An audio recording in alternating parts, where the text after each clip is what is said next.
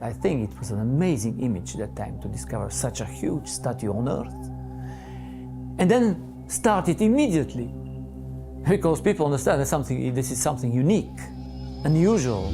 When archaeologists descended into the underground tunnel system beneath the Sphinx, they believed they were on the verge of decoding the remains of a lost civilization. But the truth beneath the earth sent a chill through everyone involved. There were no ancient artifacts at all. There were only signs of intervention by a modern force. Survey equipment was suddenly stopped by solid industrial barriers, something that could never have existed in ancient Egypt. The investigation was suspended at once. The area was sealed off under emergency restrictions, and the passage was closed permanently. The most disturbing secret at Giza is not what time buried long ago, but what made modern people turn back in haste and conceal it in silence. The silent wall on the Giza plateau.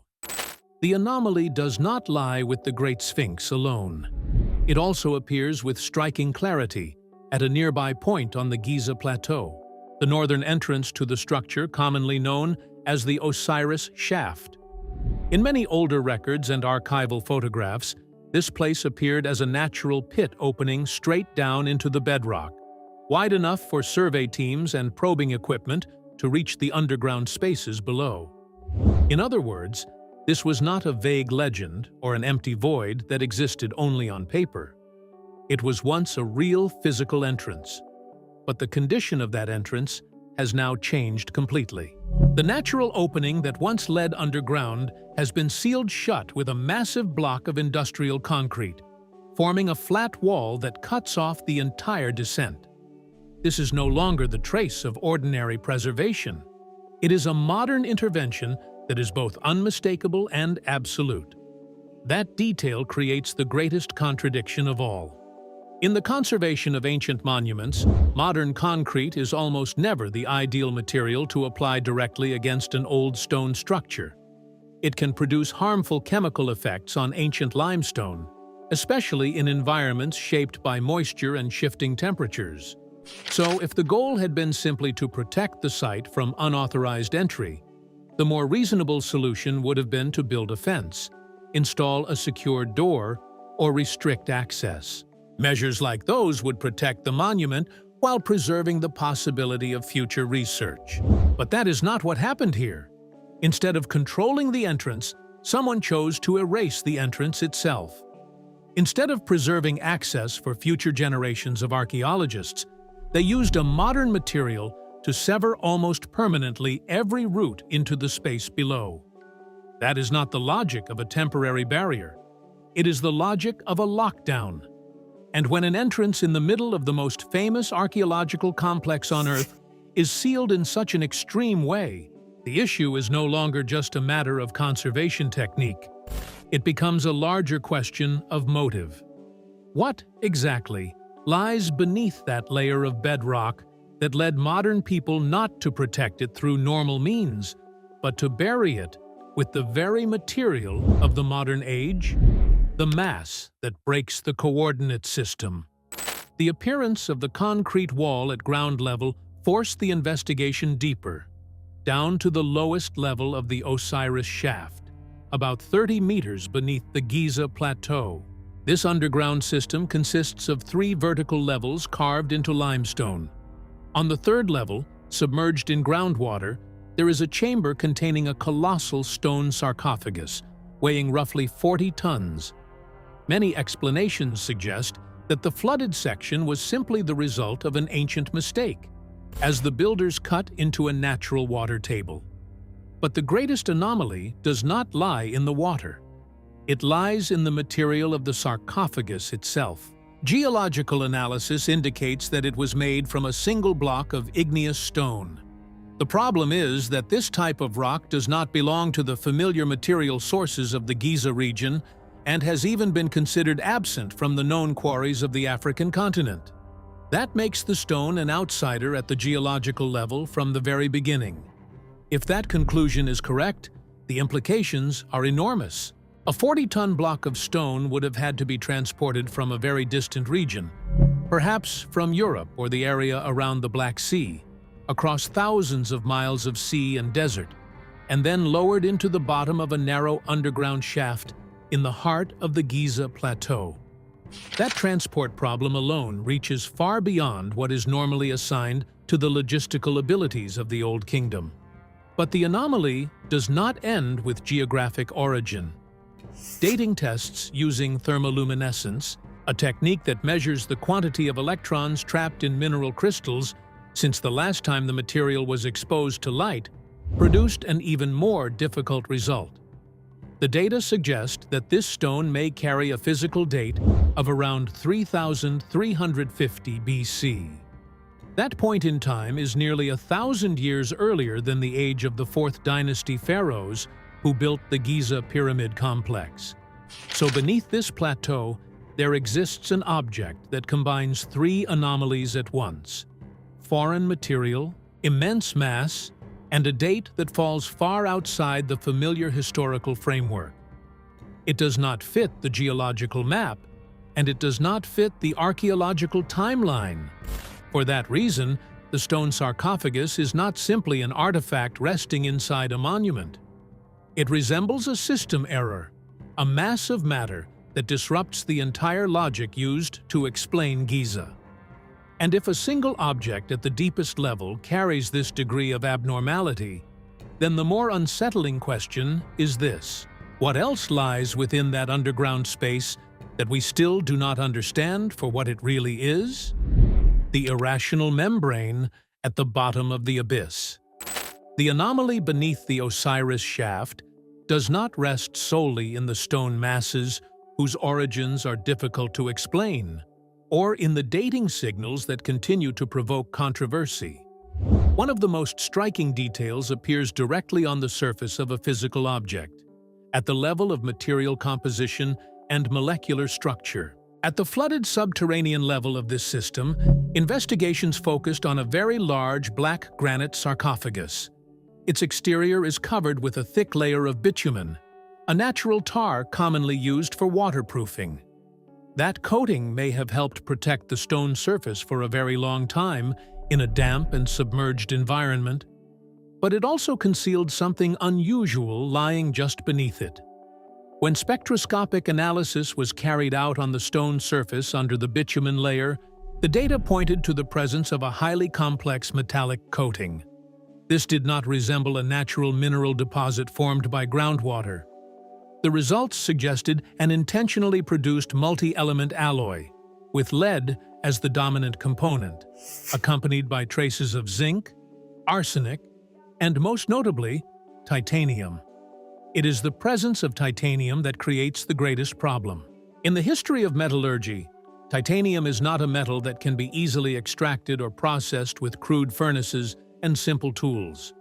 It usually exists in ore as a tightly bound compound with oxygen, and separating it before integrating it into a stable alloy requires extremely high temperatures and precise control over chemical reactions. In other words, if this data is accurate, it points to a level of material processing far beyond what is normally attributed to very early technological societies. That makes this metallic coating a fracture point in the conventional explanation. It is not some minor detail that can be dismissed without consequence. It is a physical trace resting directly on the object itself. More importantly, the survey conditions make the possibility of random contamination difficult to accept. The thick bitumen layer had sealed the surface inside a relatively stable underground environment for a very long time. That means the material structure beneath this dark coating would not be easily produced by modern contact or by a simple distortion from the surrounding environment.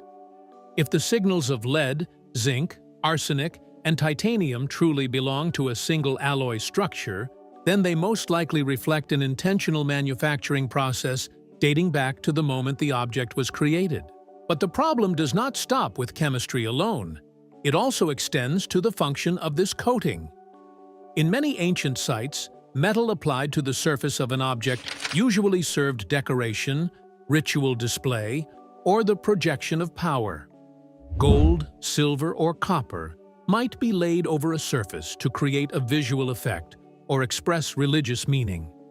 But the coating here is entirely different. It is not exposed to view. On the contrary, it is hidden beneath a thick black layer of bitumen. That strongly suggests it had almost no aesthetic purpose at all. If it was not meant to be displayed, then what was it for? The more plausible answer lies in physical function. A deliberately produced alloy containing lead, zinc, and titanium could possess properties such as resistance to corrosion, tolerance to pressure, stability in harsh conditions, or the ability to form an effective barrier against outside forces. When that layer is then sealed again beneath waterproof bitumen, the entire structure begins to resemble a multi-layer protection system rather than an ordinary ritual object. From this perspective, the stone sarcophagus no longer resembles a sarcophagus in the familiar sense.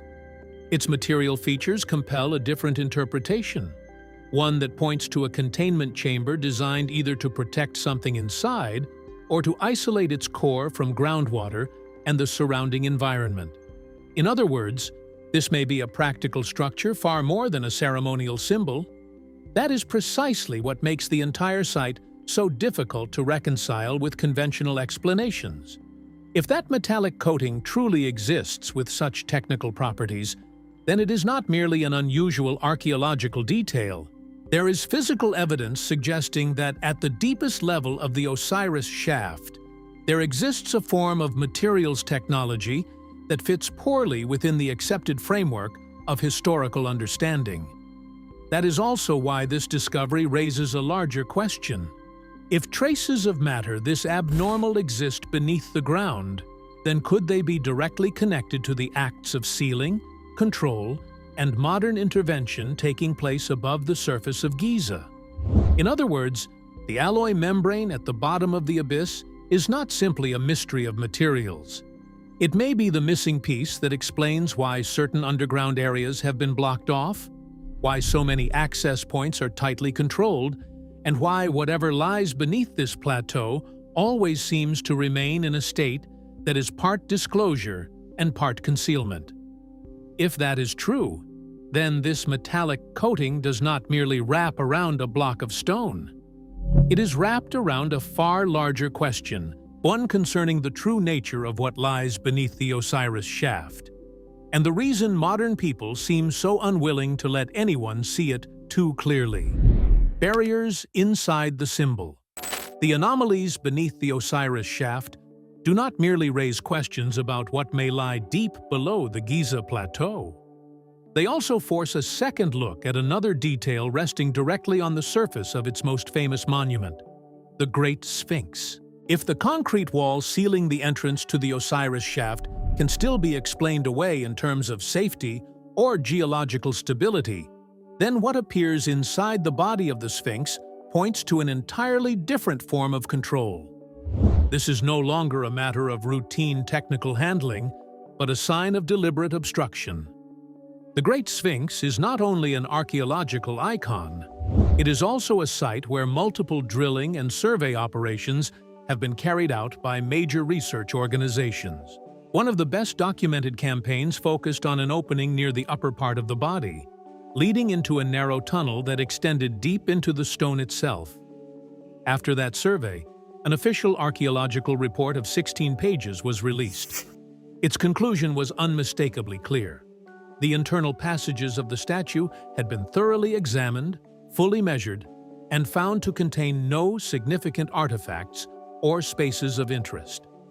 According to the report, these were merely hollow fissures or natural dead ends formed by geological cracking and erosion.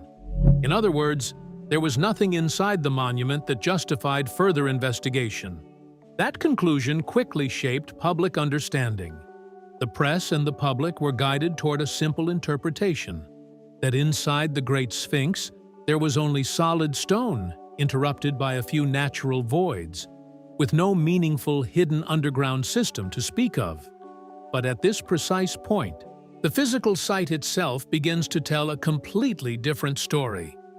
During a period of looser security control, several independent individuals gained access to the interior space of the monument and recorded images on site.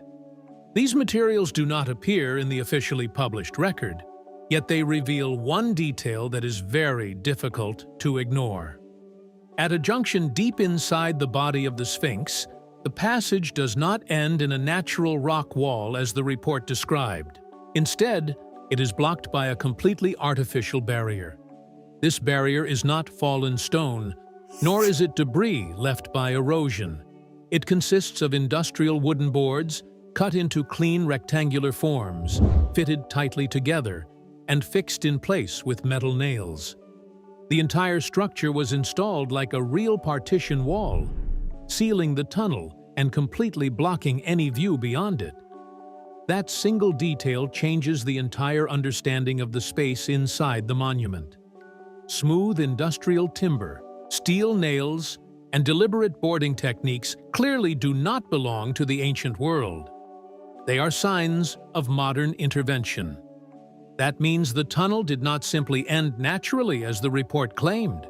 It was deliberately sealed by human hands using materials brought in from outside. And this is where a major contradiction emerges. If this tunnel truly contained nothing, led nowhere, held no artifacts, and no longer had any research value, then why go to the effort of carrying wood, nails, and tools into such a confined space just to close it off? No one builds a solid barrier merely to hide an empty and meaningless void. Such an act only makes sense if something beyond that barrier is not meant to be accessed or seen. That is what deeply undermines the credibility of the official report. The issue is no longer a minor error in observation or documentation. The issue lies in the direct opposition between the published account and the physical condition on site. One side claims the passage held nothing of interest. The other shows that it was sealed with modern methods. When this detail is placed beside the concrete wall that blocks the entrance to the Osiris shaft, a broader picture begins to emerge. These no longer look like isolated actions. They resemble linked parts of the same mechanism of underground control. One location is blocked with concrete, another is sealed with wooden boards and steel nails. Both point to the same objective: to prevent deeper movement, to obstruct visibility, and to deny direct access. In other words, the Giza Plateau appears to contain a multi-layered system of physical barriers, deployed not to protect the surface of monuments from weathering, but to control entry into spaces lying beneath or inside its symbolic structures. If that hypothesis is correct, then the Great Sphinx is not merely a stone monument. It may also be functioning as a covering shell, part of a larger sealing mechanism. In that case, modern reinforcement measures such as concrete, plywood, and internal barriers are no longer random repairs. They become evidence of a systematic effort to isolate whatever lies beyond public view. And if multiple barriers have been installed with this degree of calculation, then the most unsettling question is no longer whether something unusual exists beneath it. It is how vast the locked space really is. The blind spot at the third level. The true scale of the underground system beneath the Giza Plateau may not emerge from a new discovery, but from a detail left unfinished in older survey records. It is an empty spatial zone located about 30 meters below the Osiris shaft, where groundwater covers much of the structure, and where the colossal stone sarcophagus and the unusual material traces also appear.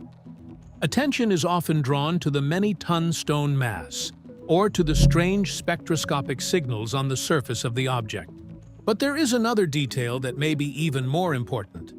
At this third level, the survey records indicate the existence of a horizontal tunnel cut directly into the limestone bedrock. That detail changes the entire way the structure below is understood. Unlike the vertical shafts, which could be interpreted as access wells or drop shafts for materials, a horizontal tunnel carries the characteristics of a passage linking one space to another. It extends away from the central chamber, as though it opens toward another section of the underground system. But the most significant point is not the tunnel itself. It is the way it is described in the official technical documents: partially excavated. That phrase sounds harmless, but its real implications are enormous.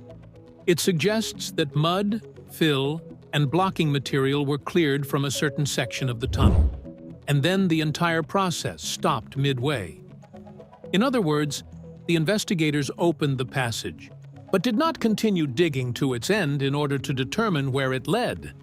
That is highly unusual. In archaeology and geology, especially at a site as important as Giza, once an underground corridor has been opened, the normal objective is to define its limits. Researchers need to know how far it extends, where it ends, and whether it connects to another chamber. That is a basic principle of mapping subterranean space. For that reason, stopping in the middle of a tunnel whose endpoint remains unknown, without any clear explanation involving collapse, geological danger, or technical limitations, creates a gap that is very difficult to ignore. It is precisely this pause that creates a major blind spot in the entire layout of the Osiris shaft. If that tunnel was never fully excavated, then the chamber containing the stone sarcophagus cannot be treated as the end point of the system. It is only a junction, an intermediate space from which a still undisclosed section of the architecture may continue. In other words, what has been seen so far may be only the outer layer of a much larger network. The significance of this becomes even stronger when placed beside other data. Some independent geophysical surveys have recorded signals suggesting the existence of elongated voids beneath layers of rock and sand in several regions of Egypt. In places such as Saqqara and Tuna el Gebel, vast underground tunnel systems have long been mapped publicly. So the possibility of a larger underground network beneath Giza is no longer unfamiliar from a geometric or geological standpoint. When that model is applied to the Osiris shaft, the unfinished horizontal tunnel no longer appears to be a minor detail. It becomes a sign that the deepest section of the structure may continue farther still, perhaps even linking to other areas beneath the plateau, including zones near or beneath the Great Sphinx. There is also another physical factor that makes this tunnel especially important: water. The groundwater level in the Osiris shaft is not simply a sealed stagnant pool. For a water-filled underground space to remain stable over long periods without quickly becoming saturated with minerals and sealed by precipitated sediment, some form of circulation must exist. Put simply, for the water to maintain that condition, there must be a route in, a route out, or at the very least an interconnected system that balances pressure. In that context, the horizontal tunnel that was never fully excavated may not be only an architectural passage. It may also be part of the water transfer or pressure balancing mechanism of the entire system. If so, then halting the excavation at that point would mean stopping just before the place that could explain how the whole subterranean space actually functions. And this is where the most unsettling implication appears. When an investigation stops at the exact point that could open the rest of the structure, that decision does not merely create a blank space on an archaeological map. It also limits the boundaries of the truth allowed to come into view. The end point of the publicly released excavation becomes the beginning of a spatial zone removed from sight. When this detail is placed beside the concrete wall sealing the Osiris shaft and the wooden barriers inside the Great Sphinx, they no longer look like separate interventions. Together, they begin to resemble parts of the same mechanism of restriction. A system designed not only to prevent physical entry, but also to prevent the map of what lies below from ever being completed. If the goal were merely to hide a few isolated artifacts, there would be no need for such intense multi-layer sealing. But if what must be concealed is an entire underground network whose full limits have never been defined, then the scale of these modern containment measures begins to make sense. That leads to a troubling conclusion. The layers of concrete, wooden boards, and suspended excavations may not be intended to hide a single object, but to lock down access to an entire multi-layer subterranean system extending far beyond the portion ever made public. And if that is true, then the blind spot at the third level is not simply an unfinished stretch of tunnel. It may be the place where the map ends, but the real structure begins. A monument to sealing. When all the physical data gathered around the Giza plateau is placed side by side, a new pattern begins to emerge. Details once treated as isolated now connect into a single logical chain. And that chain no longer supports the familiar explanation that every modern intervention was carried out merely to protect the site or ensure survey safety. Beneath the Great Sphinx, field images show a passage blocked by industrial wooden boards and steel nails. This cannot be an ancient trace, but a very recent intervention.